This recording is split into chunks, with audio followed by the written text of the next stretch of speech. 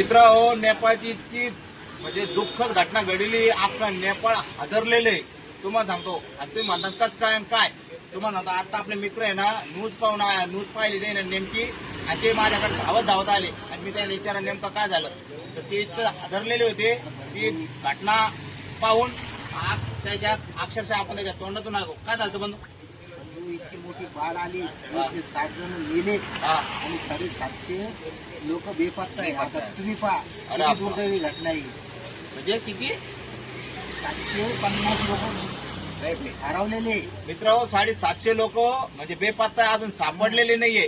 आणि तुम्हाला सांगतो 160 चा आकडा आता सरकारनं दिलेला आहे. कदाचित तो वाढू बी शकतोय. म्हणजे इतक्या लोकांचा मृत्यू झालेला आहे. म्हणजे अक्षरशः अख्खं नेपाळ हादरलं. हा, आणि त्याच्यामध्ये आता बंधूचं म्हणणं आहे की आपले पंतप्रधान आहे का नरेंद्र मोदी साहेब यांना त्यांच्या संघ दूरध्वनी क्रमांकावर संवाद साधलेला आहे. हा, आता हे नेमकं रेडिओवरती आता यायला बातम्या ऐकायची सवय आहे. बातम्या रेडिओ ऐकत राहतेच. एक मिनिटं फक्त त्यांना बातम्या रेडिओ ऐकत सवय येणं बी आता ते न्यूज ऐकली सगळ्यांनी भयानक झालं.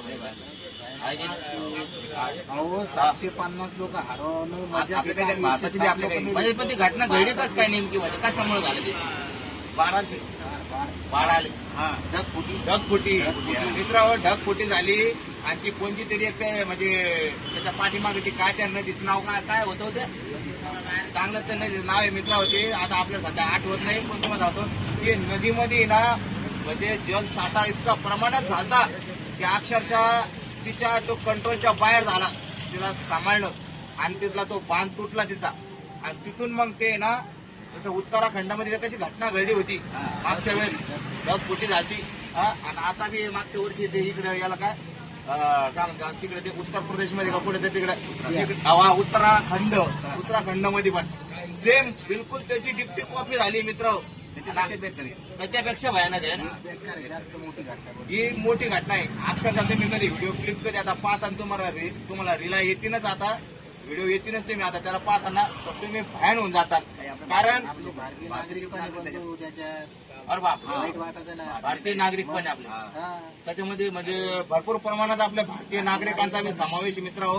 काही व्यवसायिकासाठी म्हणजे व्यवसाय करायला तिकडे जात राहते आणि काही फिरायला जाते, काही कामानिमित्त जाते, काही शिक्षणानिमित्त जाते. तर तुम्हाला सांगतो या अशा टायमाला अशा घटना घडून जातात आणि त्याचं पुरं करिअर स्टॉप होऊन जातो, आहे की नाही? तर इतकी भयानक घटना म्हणजे मी माझ्या जिंदगीत माझ्या आयुष्यात नाही पाहिले मित्र हो.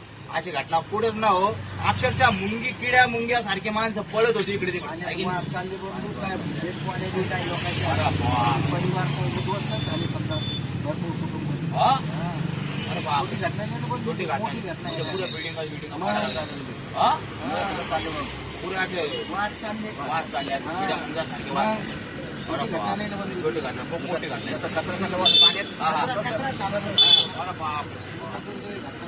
काय मित्र म्हणजे भाऊ वाटण म्हणजे अंगाला काट यायला लागले मित्र. बोलता बोलता अंगाला काट यायला लागले.